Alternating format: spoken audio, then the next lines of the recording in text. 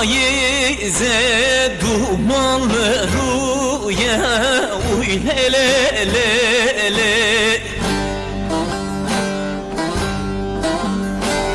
Emitrofisi Radyo Dengi Geltepen.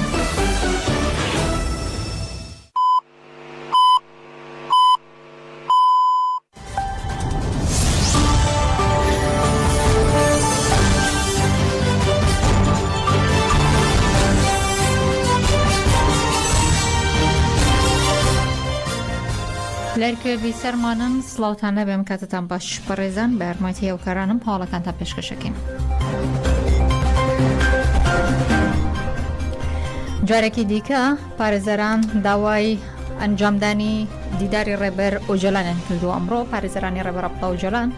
کە ماوەی 35 مانگە هیچ زانیارێک لەو بارەیەوە بەردەستناخن داواکارێکی نوێیان ئەمڕۆ پێشکەش کردو. هەرێک لە ڕێزیان ڕازێ ئوستوری ڕێزان سەریجا مەسڵم دینج فاق ئوستور ئەرۆڵ ڕێزەرانی نووسینگا سەیسەدە بۆی بتوانن دیدار لەگەڵ ڕێبەر ئۆجەلان کۆمارخێری کۆنار حامیڵدرم مۆیساکتا شەنجام دەن سەردانی هەرێک لە داواکاری گشتی کۆماری بۆرسا و بەڕێوەبەری زیندانی ئیمڕالیان کردووە. پەیوەندی ڕێبەر ئۆجەلان لەگەڵ گویانی دەرەوە بە تەواوەتی پچراوە، هیچ وەڵام و داواکاریەک بۆ دیدار نادەنەوە. هەندێک جار دوای چەند مانگێک بە پارێزەران دەڵێن سزای دیسپلین هەیە، مافی دیدار لەگەڵ پارێزەر و خانوادەی ڕێبەر ئۆجەلان و 3 زیندانی دیکە بە بیانووی سزای دیسپلین ڕێگری لێ دەکرێت کە لە نێوان 2021 تاوکو 2023 لە هەر 3 مانگێکدا لانی کەمپێن سزای دیسپلین بەسەر ڕێبەر ئۆجەلان و زیندانیانی دیکە سەرپێنراوە. چاو پێکەوتنیان ڕێگری لێکراوە سەرڕای هەموو سەردان وتانەکان هۆکاری سزای دیسپلینەکان بە ژمارەی دۆسیەکان لەگەڵ پارێزەرەکاندا باس ناکرێت. ئەنجامی داواکاری پارێزەران یاسای سەدە بۆ داواکاری گشتی کۆماری بۆرسا و دەسەڵاتی دادوەری ڕانگاندووە کە لە ژدەی ئابی 2021 بۆ 3 مانگە لە 3 شوباتی 2022 بۆ 3 مانگ، خۆشی سیبێکی ئایاری 2022 بۆ ماوەی 3 مانگ، لە 9 ئەیلولی 2022 شۆ بۆ ماوەی 3 مانگ سزای دیسپلینی بەسەردا سەپێنراوە.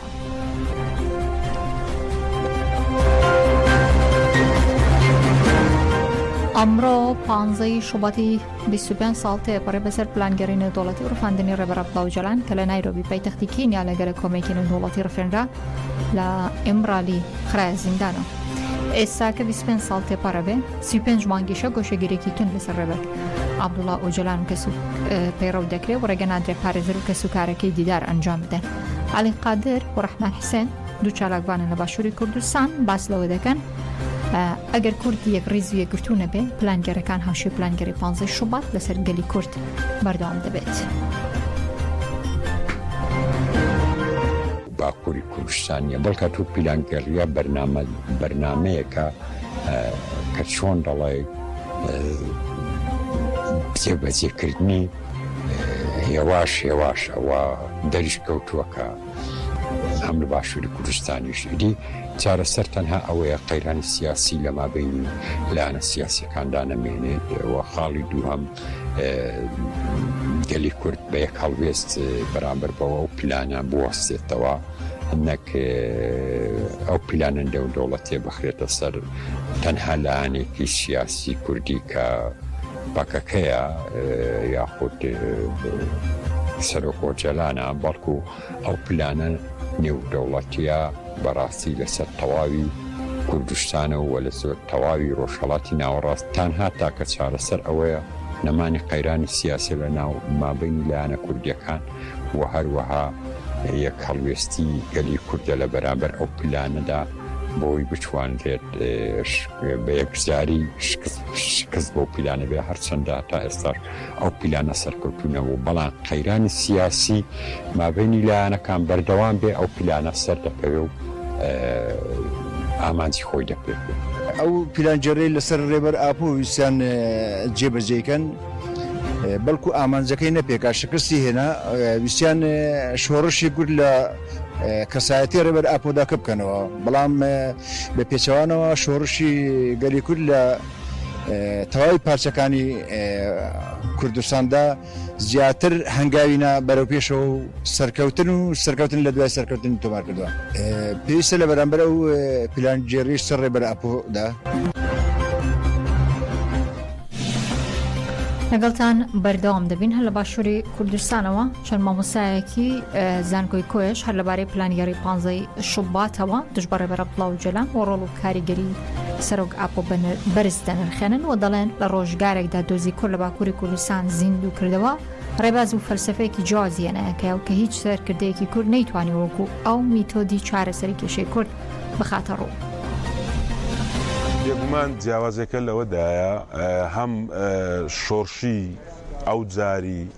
کە لە کۆتایی هەفتا و لە سەرەتای هەشتای سەدەی بیستەم هەڵگیشایەوە و لە هەشتا و چوارەوە کە لە سەرەتای هەشتاوە کە خەباتی چەکداری ڕاگەیان بەرامبەر بە بەو ڕژێمە کە بە هەموو شێوەیەک بە ئاگر و ئاسن کوردی دەتواندەوە لە مەسەلەی تورککردن لە مەسەلەی لە ناوبردنی زمان لە مەسەلەی ناوبردنی کللتور لە مەسەلەی فەرهەنگ لە مەسەلەی هەموو باباتێک وای کرد کە ئەو بزوتنەوەی جیاوازتر لە بزوتنەوەکانی دیکە وە گەورەتر و بەرفراوانتر لەسەر ئاستی بزوتنەوەکانی دیکە لە باکووری کوردستاندا سەر هەڵبدا. ئەوە کاریگەریەک بوو کە بە خودی ئەو سیمبلیەوە بەندە کە پێی دەگوترێ ڕێبەر ئاپۆ کە پێی دەگوترێ عەبدوڵڵا ئۆجەلان و ئەوی دیکە بەندە بەوەیەوە کە گۆڕانی جیهانی لە ڕووی کرانەوە بەرەو دیموکراسی و ئەو دیعانەی کە دەوڵەتی تورک دەیکە لە مەسەلەی کرانەوە بە ڕووی دیموکراسیەتدا ئەبینین هەندێک جیاوازیشی هەیە ینی فکرە و فەلسەفە و پەروەردە و ڕێخستنی حیزبی و دیسپلین و ئەمانە بەتایبەت بەڕاستی من نەتوانم وەکو نمرەیەک دای بنێم لەو بوارانەیە کە ئێمە لە باشوور بەڕاستی ئەوانەمان نییە هیچی کام لە سەرکردەکانی ئێمە لە ڕووی دیسپلین و فەلسەفە و ئایدۆلۆژیەتی حیزبیەوە ناگەن بە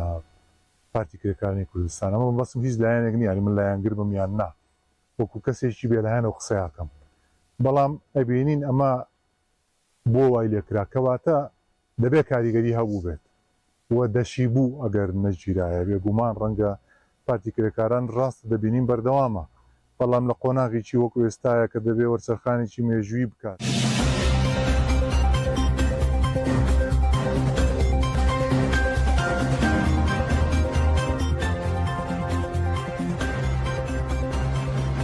هەڵاتی کوردستان ئێران و ئەفغانستان پشتیوانی خوان بۆ هەڵمەتی ئازادی بۆ عەبدوڵڵا ئۆجەلان چارەسەری سیاسی بۆ پرسی کورد دەربڕیوە و جەختیان لە گرنگی ئازادی جەستی ڕێبەر ئاپۆ کردوێتەوە.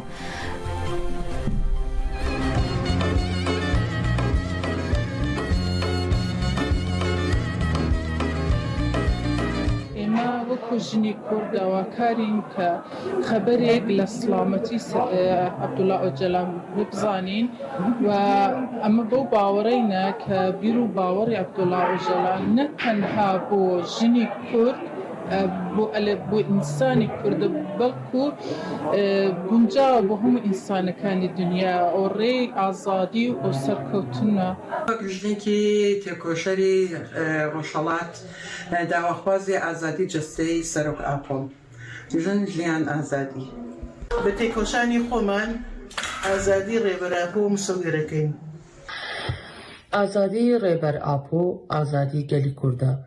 ئازادی مرۆڤایەتیە، ئازادی هەموو ڕزگاری خوازان و بەتایبەت ئازادی ژنانە. ڕێبەر ئۆجەلان لە پێناو گەلەکەی خراوەتە زیندان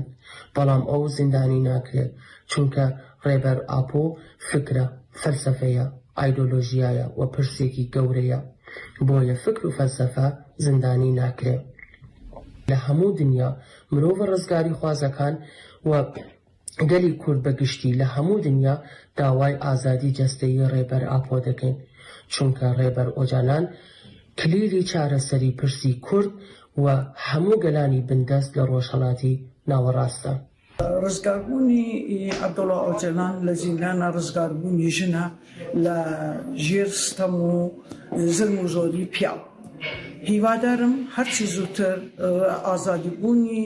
عەبدوڵڵا ئۆجەلان بە چاو ببینین و وە نێناو ژناندا بتوانێت قسە بکە و ڕێنەمایەکانی ئێمە بەکەڵک بێنین. ئەوەی کە توێنێ ئینسان ڕزگار بکەی هەوڵ ڕاوە یەکە و ژیانە ئاشتی خوازانە است. سەرۆک ئۆجەلان وە ساڵانە ڕاوە یەکە و ژیانە ئاشتی خوازانە هەوڵدێ 25 ساڵە کە هالە زندانە تاکەکەسی و هەنێ تەنانەت زندانیش نەتوێنست لە بڵاوە بوونە فکر و ئەندیشە نواگیری بکێ فشاری فراتر و کردن و 35 مانگه که تناند لماف پیوندی و لبنامالو پارزهی لیشه و ببش کریاز. سیاستی جهانی دیوار زندان سروک اجالان چنین و ایسا بڕیار بوو ئەمڕۆ لە چوارچێوەی هەڵمەتی ئازادی جەستەی بۆ ڕێبەر ئۆجەلان چارەسەری بۆ پرسی کورد کاتژمێر 2 پاشنیۆڕۆ بە کاتی هەرێمی کوردستان لە شەقامی ساڵەکەی شاری سلێمانی ڕێپێوانێکی جەماوەری بەڕێوە بچێ بەڵام پێدەچە ڕێگری لە بەڕێوەچوونێم چالاکیە کرابێ ڕۆژنامەوان شۆخان میرزا لە سلێمانیەوە دوا زانیاریمان دەداتێ شۆخان دێمە لای تۆ کەرەمکە. بەڵێ سڵاو ڕێسڵاو بۆ بیسەرانی دەنگیگەل وەڵە وەکو بڕیار بوو کە ئەمڕۆ لە سلێمانی ڕێپێوان بەڕێوە بچێت لە ڕۆژی 15 شوبات ڕۆژی پلانگەری لەسەر ڕێبەراپۆ بەڵام دیار بوو کە دۆخێکی نەخوازرا و لەوێدا ڕوویدا نەهێشترا کە ئەو ڕێپێوانە بەڕێوەش بچێت ئەوەندەی کە مزانیاریم هەدبێت چەند کەسێک ئێستا دەستگیر کراون لەلایەن هێزە ئەمنیەتانەوە کەسی تیمی ڕۆژنامەوانیشی کۆمپانیای چەتریشی لە ناودایە و هەروە چەند کەسێکی تریش کە لە ئێستا لە ئاسایشدا ڕاگیراون ئەو زانیاریانەی لای ئێمە هەبێت هەتا ئێستا بەو شێوەیە نەهێڵدراکە گرتبوونە کۆڕووبدا هەچەنە خەڵکێکی باش هاتبوو بۆ ئەوەی کە بەچی هۆکارێک ڕێگری کراوە شۆخان بڵێ دەڵێن کە داوای مۆڵەت نەکراوە بۆ ئەوەی کە ڕێپێوانەکە بەڕێوە بچێت ئەمە یەکێک وەک هۆکارێک ئاسایش باسی دەکات و هەروەها ینی بارودۆخێکی تریش هەیە کە دەڵێن یعنی ئێستا لەم کاتەدا بارودۆخ نەگونجاوە بۆ ئەوەی کە ئەم ڕێپێوانە بەڕێوە بچێت یعنی ئەم جۆرە قسانە دەکرێت لەو بارەیەوە سەرنجام نەهێڵدراکە بەپێڕۆشنەکە بەڕێوە بچێت لە ئێستادا و کەسانی کە لێبوون بڵاویان پێکراوە و هەندێکیشیان زیندانی کراون ینی لە گۆر زانیاریەکانی ئێمە هەردوو هاوسەرەکانی تەفگەری ئازادیش لەناو دەستگیر کراوانەدا هەن باشە باشترە بڵێن کە باشترە بڵێن ینی بۆ لێ کۆڵینەوە بنراون بۆ بنکەیەکی ئاسایش باشە پێش وەختە هیچ مۆڵەتێک وەرنەگیرا بوو ئەوەندەی ئێمە زانیاریمان هەبێ کە وترا بوو کە داوا کراوە چەند جارێک بەڵام ئاسایش ڕێگەی نەداوە بەڵام ئەو کەسانەی کە دەیانویست کە هەرچۆنێک بچونکە هەموو ساڵ لە سلێمانی بۆ 15 شوبات بۆ شەرمەزارکردنی و پلانگەریە لە باشووری کوردستان بەتایبەت لە سلێمانی ڕێپێوان بەڕێوە چووە بەڵام ئەم ساڵ نەهێڵدراکە بکرێت وەک دەڵێن کاوانی دەستەی ڕێخەری ڕێپێوانەکە بوون پێشتر چەند جارە داوان لە ئاسایش کرد و ئاسایش ڕێگەی نەداوە باشە چەند کەس ئێستا بە دیاریکراوی دەستگیر کراوە هەردوو هاوسەرۆکەکەی تەفگەری ئازادی لە ناویاندا دوو ڕۆژنامەوانیش هەیە بەڵێ دوو ڕۆژنامەوان دوو هاوکاری ئێمەش دەستگیر کراون ئێمە لەو کاتەدا خۆمان لە شوێنەکە بووین لەو کاتەدا خۆمان لە شوێنەکە بووین بڵاویان پێکرا هەر دوو کەسێک چەند کەسێک لە شوێنێک کۆ ببوایەتەوە ئاسایش بڵاوی پێدەکرد و دەیوت کە دەبێ ئێرە چۆڵ بکەن لەو کاتەدا دوو هاوکارەکەمان کە کەلوپەلە ڕۆژنامەوانەکانیان دەرەهێنا بۆ ئەوەی کە کاری خۆیان بکەن هەڵبەت کە بەتەنیا ئەو دوو هاوکاری ئێمە لێوە نەبوون وەکو کاری ڕۆژنامەنووسی دەستگای تریش لەوێ هەبوون ئەوانیش بڵاویان پێکرا لەو کاتەدا ئەو دوو هاوکارەمان دەستگیر کرا و هەتا ئێستا بڕیارەکە سەعاتێکی تر تا 2 سەعاتێکی تر چەند قسێکیان لێ وەربگیرێ و ئازاد بکرێن باشە هیچ ڕوبەڕووبوونەوەیەک لە نێوان چالاکوانان ئەوانەی کە بڕیار خۆپیشاندانەکەکەن لەگەڵ ئاسایشدا ئەو هێزە ئەمنیانەدا ڕوویدا یاخودنا نەخێ بە هیچ شێوەیەک شتێکی لەو شێوەیە نەبوو هەر سەرەتایی کە ئێمە ڕشتی نەشوێنەکە بۆەوەی کە ڕۆماڵ بکەین و کەسانی کە کۆبوو بوونەوە بۆی دەست بە ڕێپێوانەکە بکەن هەر پێشتر چواردەوری سەهۆڵەکە بە ئاسایش دەورە درابوو یعنی بە هیچ شێوەیەک نەیان نەهێش کە هیچ کەسێک لەو ناوەدا پێکەوە کۆ ببێتەوە بڵاویان پێدەکردن و بۆی کە بارودۆخەکە گونجاو نییە بۆی لە ئێستادا ئەم ڕێپێوانە ئەنجام بدرێت سوپاس دەکەین بۆ زانیاریەکانی شۆخان میرزا لە سلێمانی و لەگەڵمان بوویت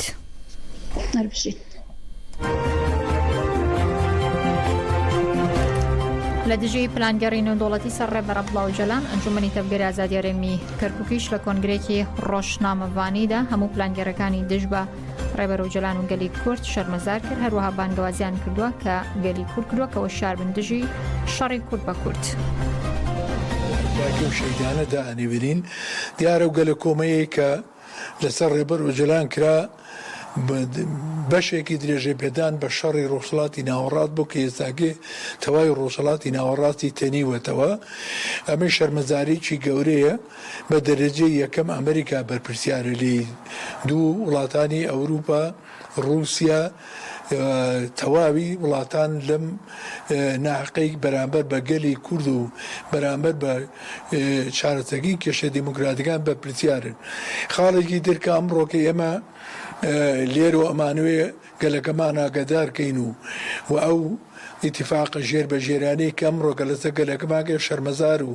ڕسوایی بکەین. ئەمە ئیتیفاقە ژێر بە ژێرانەیە کە ئەرکدارکردنی دەوڵەتی تورکیا بۆ کۆمەڵکوژگری گەلی کورد لە ڕۆژاوای کوردستان و لە باشووری کوردستان و وای تێوەگلانی عێراق بۆ شەڕێکی بەم شێوە بەڕاستی ئەمانە شەرمەزارێکی گەورەیە بە ڕووی جیهانە کە بانگێشەی کۆمەلگای دیموکراتی و سیستەمی گلۆبالیزم و جیهانی پێکەوە ژیانەکەن. دەچینە ستراسبورگ لەوێ ئیدریس بابۆک ڕۆژنامەوان لەسەر هەڵی تەلەفۆن لەگەڵمانە بێ. ئیدریس سڵاوت لێبێ ئەم کاتت باش پێمان بڵێ لە ستراسبورگ چی هەیە بڕیارەکەی لە دوانێکی ڕۆژنامەوانی بدەنەوە چالاکوانانەی کە لەوێ کۆبوونەتەوانێ و لەکوێ کۆبوونەتەوە بە دیاریکراوی لە ستراسبورگ پامتان چی دەبێ؟ بەێ سلااو ڕێژ بۆ هەموو تەماشەوانن گوهداگاری رادیۆ دەنگی گەل سلااو حرمەتی خۆششینن بەێوەکی گۆ ئون دزانن ئیرۆ پازدەهێ سباتێ پازدەهێ سباتێژی خۆب لە ناو نێتەویل هەمبەری ڕێبەرێ گەلێ کورد هات داخستن و پێک ئانیژی ئەوا 25 ساڵن گۆوەک ڕۆژە ئیرۆ ڕێبەرێ گەلێ کورد برێس عەبدوڵڵاه ئۆجەلان هات دلگرتن و برن دەولەت داکردکار ترکی و ئەوا 25 ساڵ گۆ گرتیگها ئیمرالیەدا بەرخوادانەکە بێ هەمبەر دەدێن وەکی گۆون دەزانن ئەوا 25 ساڵن گەلێ کورد هەمبەری بێ تەجریت و هەمبەری بێ کۆمپلیان ناودەولەتی لەبەرخوا دەدێ و لە کۆلانن ئەوروپا و جیهان و کوردستانێژی لەسەر پیایە هەر ساڵ دوێ وەختێ گۆ کۆمپلا ناونەتەوی خۆپلوگەرە ئەپانتێکان نافگرتیگەها سەرۆکی گەلێ کورد دلگرتن گەلێ کورد vê roja reş şermezar dike û di nava çalakiya de ya li gelî ciya çalakî tên li darxistin her wiha li Ewropa li Kurdistan lê belê îsal cudebûn ve xwedî derketina rêberê gelê Kurd heye gelê Kurd dibêjin êdî besa em ne tenê azadiya rêberê gelê Kurd azadiya fîzîkî xwazin em azadiya rêberê xwe rêber apê dixwazin li tevaya cîhan û Kurdistanê îro gelê Kurd li ser piyaya û ji bona azadiya rêberê xwe di meşê dirêj de ya wekî got hûn dizanin wî jî bihîzin û guhdar kir hemûrek handê me jî de derbas bê meşika gelekî giring li Bakurê Kurdistanê got xwewek meşa azadiyê binavkirina Dem Partî ji du basqa destmeşa azadiyê kirin û do li paytexta Kurdistan Amedê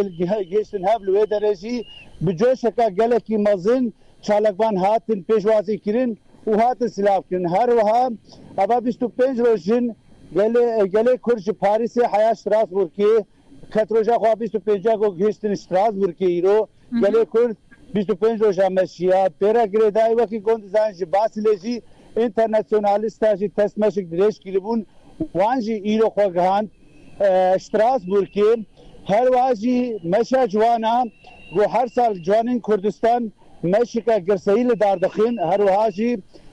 vê roja reş şermezar dikir ciwana jî ji bajarê Almanya Mannheim birêzgirtin û her wiha slogana bê serok jiyan nabe dest meşika dirêj kirin got ev meşî 5 roja dewam kir ji bajarê Mannheim heya sabrok û ciwan kolan bajarê Almanya geriyan û her wiha jî daxwaza azadiya rêberê gelê Kurd Birêz Abdullah Öcalan kirin gelek semînar hatin dayîn gelek belavok hatin belavkirinê îro jî ciwanayê xwe gihêştin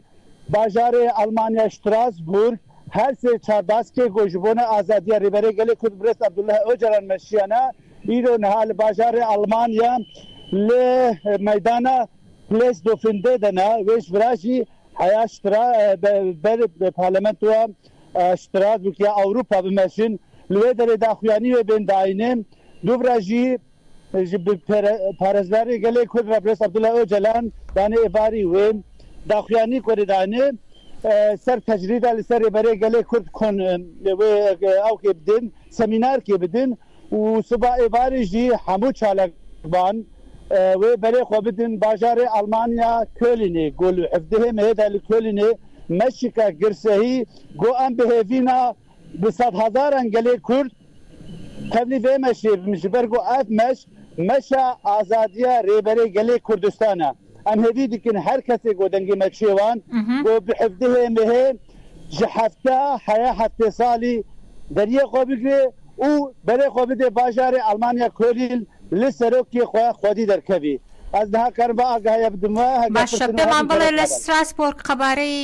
ئەو کۆبوونەوەیە چ قاسە مەزنە ژمارێکی زۆر تەفلی ئەو کۆمبوونەوەی ئەمڕۆ بووە جگە لە کورد دۆستانیان هەرچێ باس هاتنا vê derê herçê baskê got tevlî meşê bûnan hattenê çalakvan vê derêna em bawerin demikin de gelê herêmê jî Strasbourgê jî wê xwe bigîne çalakvana niha naberê 500 çalakvan û gel vê dê amedebûya lê ez bawerim meş wê mezintir bibe. باشە تا چەند جێگەی سەرنجی فەرەنسیەکان بووە با بڵین تا چەند جێگەی سەرنجی بیانیەکان بووە دێنە نزیکتانەوە لێتان بپرسن کە بۆچی کۆم ببوونەتەوە میدیاکان هیچ لەوێن یاخود تەنیا کورد و دۆستەکانی لەوێ ئامادەن ئەڤال دەنگێ ئینتەرنێتێ چێتێ مفام نەکرد ببوونە لێ من پرسیم تا چەند بۆ کەسانی بیانی لە دەردووری ئێوە جێگەی سەرنجە کە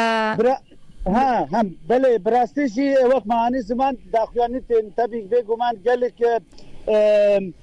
پرسیا اب مشبو چوال دارخستیا چما ماشین گلک کرد گلک اینترناسیونالی جی نامدنا به گمان جی فرانسا جی اینترناسیونالی تبلی به مشبونا گله فرانسی اگول دولا من حال ما تماشا گودار که خوازن زانبش بوچیا آگاهی دیدن وانجی او جیادی به اوک مزن به انترسانتك مزن تماشا گودار دکن باشە دنیایەک سوپاس ئیدریس بابۆک لە ستراسبۆرگ لەگەڵمان بووی بمێنی بەخێر گەلێک سپاس کاروخەباتی وەژی دە سەرکەوتن دەم باش گەنجانی کامپی پەنابەرانی مەخموریش دەڵێن پێویستە ئێمەوەکو گەنجانی کورد گۆشەگیری سەر ڕێبەراپۆ بشکێنین و لەگەڵ ڕێبەراپۆتا لە کوردستانێکی ئازادە بە زمانی خۆمان بخوێنین قسە بکەین و بژین یەکیش خواندەوانن دبستانە وەرگەها شێ درستم جوودی دخوێنم من پەروەردەیە ڕێبەر عەبدوڵڵا ئۆجەڵان دیتکە ئەس لەسەر فکری ڕێبەر عەبدوڵڵا ئۆجەڵان ڕێبە دچم ئەو خوا پێش دەخم د دیروگا کردان دا به تایبەت د دیروگا جیهان دا یەکیشی گەلێن کو ڕاستی زۆر و ئاستەنگیان دێن هەرتم د ناڤ بەرخوادانێ دا و تجاران ناڕاوەستە و هەرتم پێش دیکەڤەژی یەکیشی گەلێن هێژاژی گەلێ کوردا چقەس سەرهەلدان و تاکوشین د ناڤ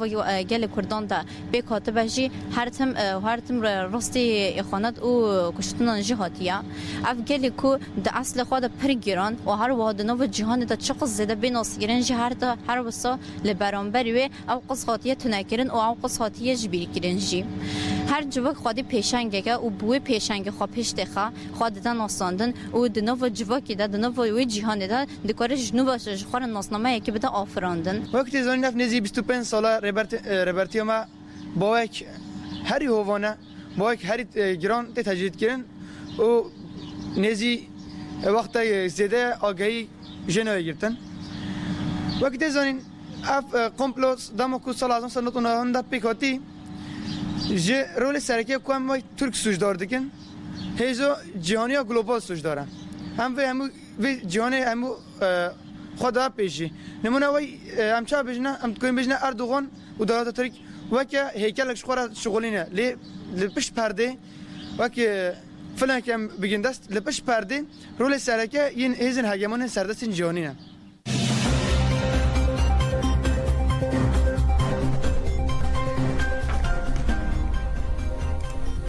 بەڕێزان هەر لە دوای گەلە کۆمەکەی نێودوڵەتی بۆ ڕفاندنی ڕێبەر عەبدوڵڵا ئۆجەلان و گۆشەگیرکردنی لە زیندانی ئەمرالی لە 15 شوباتی ساڵی 1990دا ئەو کاردانەوەی ناوخۆی جیهانی لێکەوتەوە شاعری گەورەی کورد شرک و بێکە شارێکی بۆ ڕێبەر عەبدوڵڵا ئۆجەلان بە ناونیشانی پرشنگی خۆر دەستگیر ناکرێ نووسی و بڵاو کردوانێ پێکەوە گوێبیسی دەبین.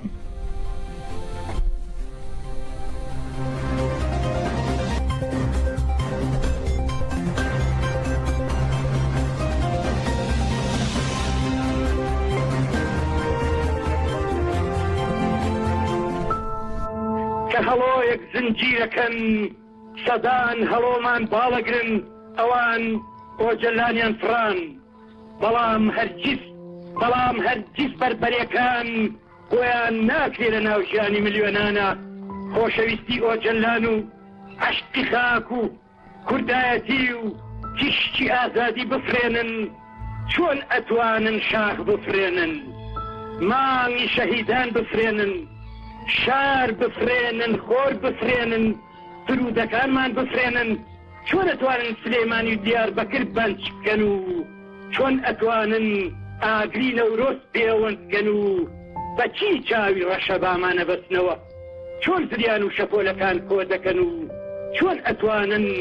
زەریاچەی وان بجۆزنەوە بەچی کە لە بچەی باوەڕ و حەقمانەکەن بە تۆڕی چنراوی جیهان هەموو جیهان ئۆجەلانمان دەستگیر کرا بەڵام ئاخر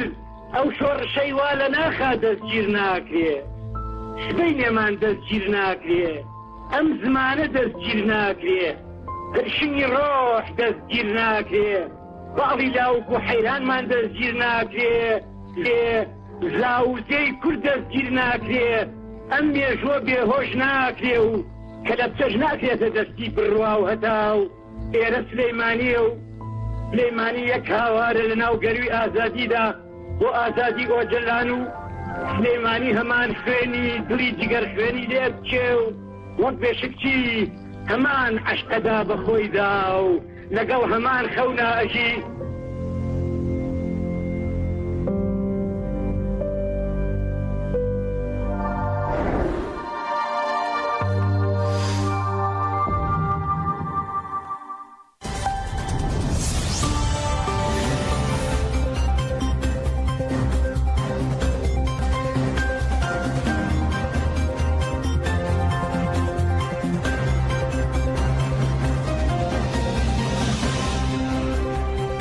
مەڕێزان جیاواز لە هەواڵەکانی 15 شوبات بەرەبیانی ئەمڕۆ لە چەندین ناوچەی باکووری کوردستان پۆلیسی دەوڵەتی تورک هەڵیکوتایە سەر چەندین ماڵ و ژمارە کەسیان دەستگیر کردووە لە ناوچەی نسێبین و خۆسەری مێردین پۆلیس هەڵیکوتاتە سەر چەندین ماڵ. پەریهان ئاڵتوک یەکێکە لە دایکانی ئاشتی کە تەمەنی 72 ساڵە چەندین کەسی دیکە هەروە مبارەک گونێش ئەندامی بەڕێوەبەری دەمپارتی لە ناوچەی ستەورێ دەستگیر کراون. هەروە بەرەبیانی ئەمڕۆ لە دەرسیم پۆلیس هەڵیکوتاتە سەر چەندین ماڵ و هەرێک لە بەسیمە گۆک لەیلە ئارسلان ناجی گەنج یوسف ئۆڵماز و ناجی یاڵماچ دەستگیر کراون. هەروەها ئەوەش زانراوە کە سەڤیم ساگلان و کوڕەکەی وزەر لاچین دەستگیر کراوە ئەو کەسانەشی بردراون بۆ بنکەی پۆلیسی شارەکە. لەلایەکی دیکەوە هەر دەمە و بەیانی ئەمڕۆ پۆلیس لە ناوەندی سرد و ناوچەی دهێ و مسرجێ هەڵیکوتاوتە سەر چەندین ماڵ لە مسرجێ هەرێک لە یونوس ئەمرا جوانگیس عەبدوڵڵا تۆقا و کەسێکی دیکە کە ناوی نەزانراوە هەروە لە دهێ ئەسمار ئۆکتای وەک کچێکی بەناوی دلبرین ئۆکتای لە ناوەندی سرد محەممەد زاهیر زەینەب ناس فوادێڵ درموسانە قایسی دەستگیر کراوە هەمووانشی کە دەستگیر کراون بردراون بۆ بنکەی پۆلیسی شارەکە.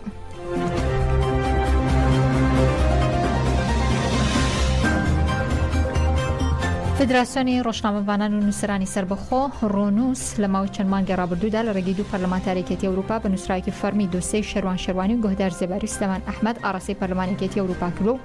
پەرلەمانی ئەوروپاش بە نووسراوێک وەڵامی داوەتەوە. وەڵامەکە لە ماڵپەڕی فەرمی پەرلەمانی ئەوروپا بڵاو کراوەتەوە. لە چەند مانگی ڕابردوودا فدراسیۆنی ڕۆژنامەوانان و نووسرانی سربەخۆ ڕۆنووس بە نووسراوێکی فەرمی لە ڕێگەی هەرێک لە پەرلەمانتارانێتی ئەوروپا نیکۆلای فیلموسن نوێنەری وڵاتی دانیمارک و مالین بیۆرک نوێنەری وڵاتی سوید لە گروپی چەپ و چەند پرسیارێکی لەبارەی دۆخی ئازادی ڕادەربڕین و مافی مرۆڤ و سزادراوانی بادینانەوە ئاڕاستەی پەرلەمانێکێتی ئەوروپا کراوە. لەبارەی وەڵامەکەی پەرلەمانێکێتی ئەوروپا و نوێنەری باڵای سەرۆکایەتی وەڵامی پرسیارەکانی داوت و ئاشکرای کردۆکە یەکێتی ئەوروپا ئاگاداری کەیسەکانی شێروان شێروانی سلێمان ئەحمەد و گۆهدار زێباریە و داوای لە کۆمیسیۆنی خزمەتگوزاری دەرەوەیەکێتی ئەوروپا کردووە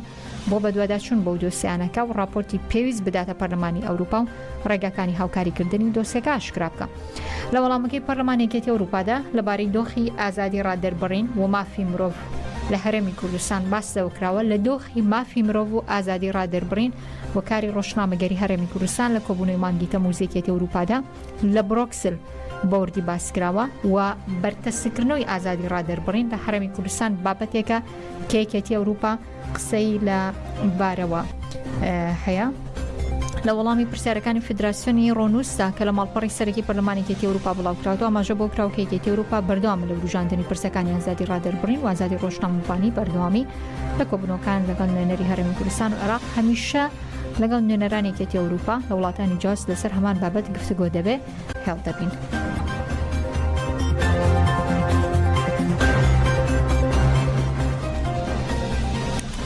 لە ڕۆژی جیهانی بەرەنگاربوون و شێرپەنجەی منداڵاندا دکتۆر ڕەهێل فەرەیدون بریکاری وەزارەتی تەندروستی هەرێم دەڵێ نەخۆشی شێرپەنجەی منداڵان ڕۆژ بەڕۆژ زیاد دەکا و لە 2 ساڵی ڕابردوودا 1200 منداڵ تووشی شێرپەنجە بوون لە جۆری گرێتوندەکان کە تووشی دەبن. ئاشکراشی کردووە لە ماوەی 10 ساڵی ڕابردوو تا ئێستا 8,000 منداڵ تووشی نەخۆشی شێرپەنجە بوون لە هەردوو نەخۆشخانەی هیوا و نانەکەلی چارەسەریان وەرگرتووە. ئامارەکانیش لەدایکی تۆ پێمانەڵێت کە ڕاستە ئێمە کە باسی شێرپەنجەکەین بە شێوازی گشتی لە سەرانسەری جیهانە لە داتا فەرمیەکانی کە ڕێکخراوی تەندروستی جیهانی وڵاوی دەکاتەوە خۆشبەختانە تا ئێستا هەرێمەکەمان لە خوار وەستاندەرەیە کە بۆ هەموو 100,000 کەسێک 90 کەس ساڵانە توش دەبێ بەس لە لای ئێمە 12 کەسە. طبعاً داتای لە ساڵی پار زیاترە و ساڵانە زیاد دەکات. لەژێر ئەم چەترا مناڵانیش کە تووشی شێرپەنجە بوون لە 10 ساڵی ڕابردووە زیاد لە 1800 مناڵ تووشی نەخۆشی شێرپەنجە بووە لە جۆری ئەوانی کە گرێتوندەکان توش ئەبن لە هەمان کاتە ئەو داتایە بەڵام بۆ نەخۆشەکانی خوێنیش کە بە هەمان شێوە لە نەخۆشخانەی هیوا و نانەکەلی چارەسەر وەرەگرن 8,000 پشت لە شاری سلێمانی 8,500 مناڵ توش بوو هەیە لە 10 ساڵی ڕابردووە. هەر شاد بن.